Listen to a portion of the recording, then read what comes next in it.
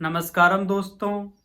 रामचरितमानस में ऐसा बताया जाता है कि जब राम 14 वर्ष तक वनवास रहे और वो अयोध्या लौटकर आए तो देखते हैं कि अयोध्या की समृद्धि, अयोध्या की संपत्ति कई गुना बढ़ चुकी थी।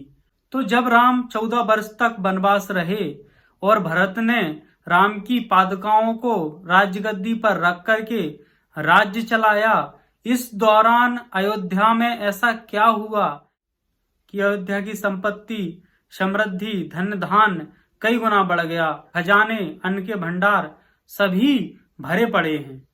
तो दोस्तों, इस अयोध्या की समृद्धि का जो राज मेरी समझ में आया है वो मैं आपको बताना चाहता हूँ। पहली बात तो दोस्तों ये है कि राम जब बन गए तो अयोध्या की मिट्टी को वो अपने साथ लेकर के जाते हैं।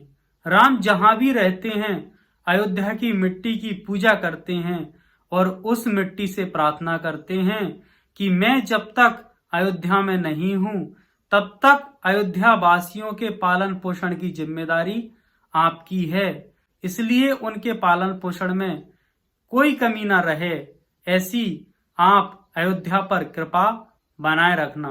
राम की अयोध्या की मिट्टी के प्रति जो कृतज्ञता है, उस कृतज्ञता के कारण से, राम की प्रार्थना के कारण से वो अयोध्या की मिट्टी कई गुना उपजाऊ हो जाती है और वो खूब अन्न को उपजाती है और इस तरह से अयोध्या की समृद्धि बढ़ती है।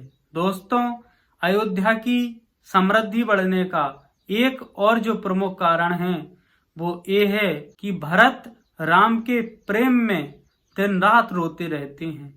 भरत इतना रोते हैं कि उनके रोने से अयोध्या की मिट्टी में नमी बनी रहती है और अयोध्या की मिट्टी में नमी बने रहने से 14 साल तक किसी प्रकार का कोई अकाल नहीं पड़ता है और वो मिट्टी अधिक से अधिक अन्न को पैदा करती है।